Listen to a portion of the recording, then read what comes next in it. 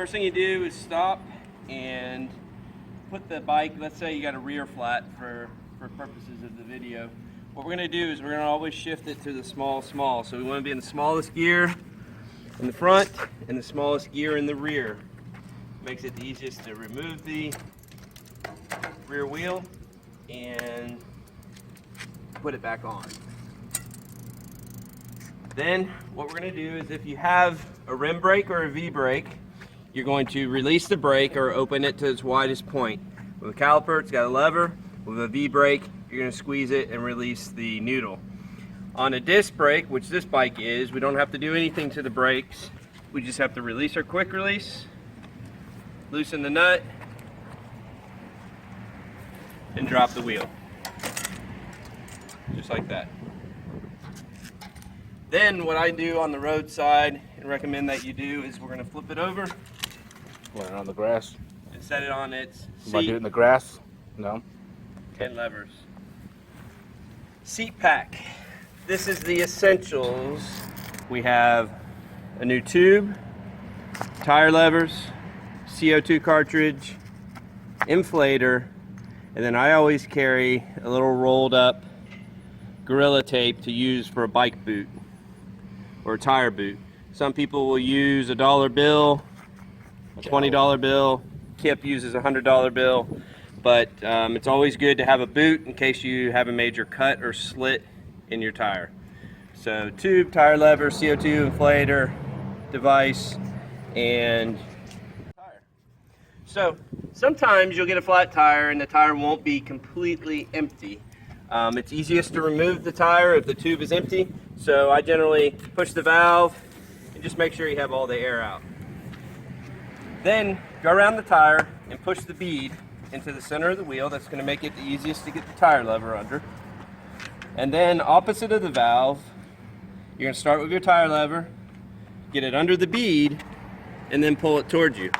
Don't pull it towards your face and punch yourself, but pull it towards you and pull that bead all the way off, all the way around the tire. Once you've done that, opposite of the valve stem, pull the tube out.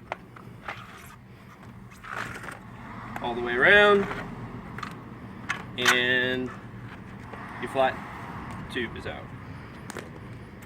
Now what you do is a little safety check. So we look at the top of the tire while running our fingers through the inside to check and make sure that there isn't any foreign debris. Could be a piece of metal, could be a piece of glass. And the reason we're looking here as well as feeling on the inside is sometimes an item will be embedded in the tread but not be pushing all the way through. So this way you can see it as well as feel it. So we run our hands all the way through to make sure that there's no foreign debris in there. We also check the rim strip, which protects the spoke nipples from the tube. And we want to look and make sure that that's covering all the holes and that there aren't any holes or cuts in the rim strip. Once we've determined what caused the flat, and now they found glass or metal or whatever those items may be, you're going to pull them and remove them from the tire, make sure there's nothing stuck inside. We're going to get our new tube out. First thing you need to do with your new tube is open the valve and then fill it. Just enough so that it holds its shape and doesn't pinch under the bead of the tire. Then close that valve. Now, valve goes in, tube in, and then we're going to push the tube up inside of the tire. Okay? Now that we have it all up and inside the tire, push it all the way around. We're going to start at the valve, push the valve up, put the bead in, and then work with our thumbs all the way around. Now we're at the top, and we're pushing it on with our thumbs. Now, sometimes you may need to use your tire lever to help you get the final step, but with this tire, I can do it with my thumbs and push it up and roll it on, and then we're set. The reason we put the air in the tube and installed it beforehand is it keeps it up away from the bead So now we can use our CO2 inflator. We're going to screw it all the way on. Once it's all the way down, it's locked. Open our valve, put it on, and then back off, and it gradually inflates it.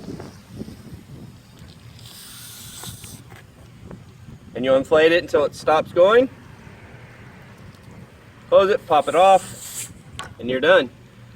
Close your valve. Line the gear set up in between the chain. Line it up on the smallest cog, push it down, center your brake rotor all the way down, tighten the nut until you have pressure with the quick release at 90 degrees. Have contact and pressure, lock it down, and we're ready to go. Off we ride. Everything up. We'll put this in the back of our jersey pocket.